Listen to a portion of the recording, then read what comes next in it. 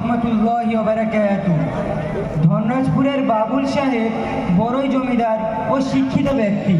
ধনরাজপুরের পূর্ব নাম ছিল রায়পুর।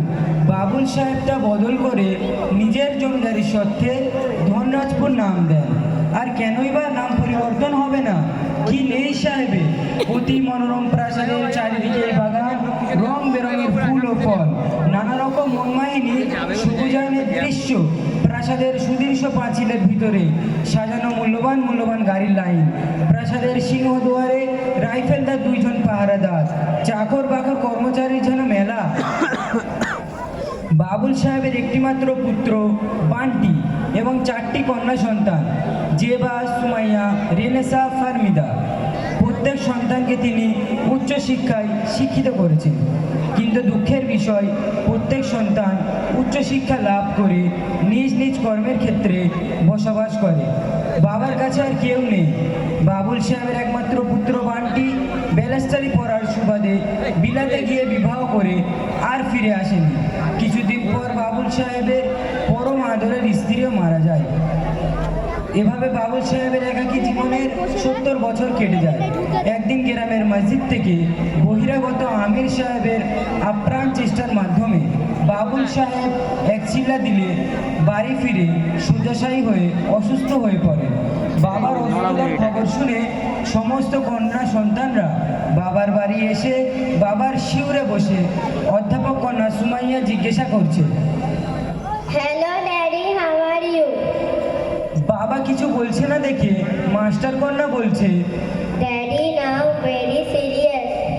তখন ডাক্তার কন্যা বলছে, oh don't disturb now, please silent, ড্যাডিকে বিশ্রাম নিতে দাও। কিছুক্ষণ পর জ্ঞান ফিরলে বাবুল সাহেব ক্ষীণ কণ্ঠে বলতে লাগলেন, কে আছো, কে আছো? একটু বড় আমার কাছে, আমি শুনতে চাই। তখন মাস্টার কন্যা এগিয়ে এসে বলছে, শোনাচ্ছি শোনাচ্ছি, twinkle twinkle little star, how I wonder what you are up above the world so high like a diamond in the sky. তখন বাবুল সাহেব বললেন, এ কি এসব শুনতে চাই না, এসব শুনতে চাই না। তখন শিল্পী কন্যা এগিয়ে এসে বলছে, সরো সবাই সরো, তোমরা বাবাকে বিরক্ত করছো, বাবা অসুস্থ।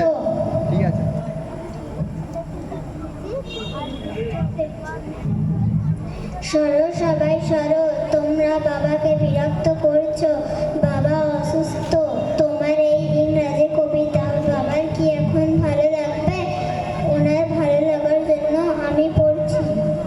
এই বলে একটি গানের কলি গাইতে শুরু করলো শিল্পী কন্যা। চাঁদ উঠেছে, ফুল ফুটেছে, কলম তালাইকে, হাতি নাচে, ঘোড়া নাচে, সোনামণির বিয়ে। তখন বাবুল সাহেব ক্ষুদ্র কণ্ঠে বলে ওঠে, আর এসব কি করছো? কি শোনাচ্ছ আমাকে? না না না, এসব শুনতে চাই না, এসব শুনতে চাই না। এমন সময় ডাক্তার কন্যা ছুটে এসে বলল, তোমরা যত সব পাজি, বাবাকে অযথা কষ্ট দিচ্ছ, সরো সবাই সরো তোমরা। এই বলে বাবার কাছে বসে একটি ইঞ্জেকশনের সিরিজ বার করলো।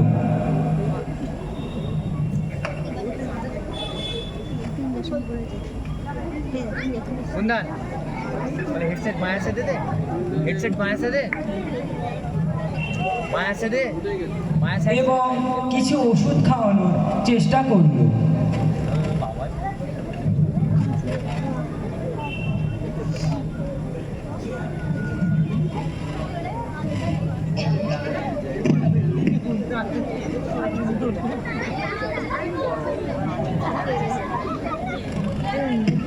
তখন বাবুল সাহেব ঘাড় নাড়তে নাড়তে কাতর কণ্ঠে বলতে লাগলেন, হাই হাই, আজ আমার এই পরিণতি। সারা জীবন ধরে যাদের জন্য আমি নিজের সব কিছু উজাড় করে দিলাম, আজ অন্তিম সময়ে কাউকেই পেলাম না। এমন সময় দীর্ঘদিনের চাকর সাথী আব্দুল তার সঙ্গে মেয়েকে নিয়ে ছুটে এলো বাবুল সাহেব সাহেবের কাছে, বসিয়ে দিল বাবুল সাহেবের শিউরে আর বলল,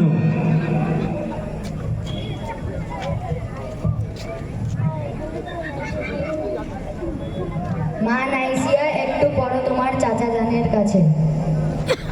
এমন সময় ছোট্ট মেয়ে পড়তে লাগলো, أعوذ بالله من الشيطان الرجيم بسم الله الرحمن الرحيم ياسين والقرآن الحكيم إنك لمن المرسلين على صراط مستقيم تنزيل العزيز الرحيم وتنزل قوما ما أنزل آباؤهم غافلون لقد حق القول على أكثرهم فهم لا يؤمنون বাবুল সাহেব ছোট্ট কণ্ঠের কুরআন তেলাওয়াত শুনে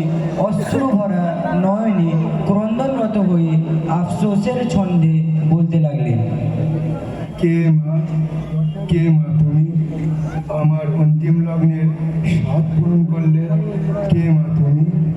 এমন সময় গৃহভূত বুড়ো আব্দুল কল্পিত কণ্ঠে বলে উঠল, হুজুর, হুজুর, এ আমার মেয়ে নাইসিয়া। পয়সার অভাবে পেটের জ্বালায় আমি ওকে স্কুলে পাঠাতে পারিনি, ইংরাজি শেখাতে পারিনি, তাই কাঁঠাল বেরিয়া বড় মসজিদে ভর্তি করেছিল। দোনমনো করে ভয়ে ভয়ে আপনার কাছে নিয়ে এলাম আর কি। मैं बेरिए তখন বাবুল সাহেব বললেন, আব্দুল তুই সফল রে আব্দুল, তুই সফল। আমি ব্যর্থ। আমি যদি আমার কন্যাদের দিনে শিক্ষা দিতাম, তাহলে আমার কন্যারাই আমার মৃত্যু শিহরে বসে আল্লাহর পাক কোরআন তেলাওয়াত করে শোনাতো, আর আমি শুনে যেতে পারতাম। তাহলে আজ আমার এই পরিণতি হতো না রে, এই পরিণতি হতো না। কাদের জন্য এই সম্পদ ছেড়ে গেলাম? আজ আমার সব পর। হায়, আমি একই করলাম। এই আর্তনাদ করতে করতে বাবুল সাহেব চিরনিদ্রায় ঢলে পড়লেন। ইন্না লিল্লাহি ওয়া ইন্না ইলাইহি রাজিউন। আসসালামু আলাইকুম ওয়া রাহমাতুল্লাহি ওয়া বারাকাতুহু।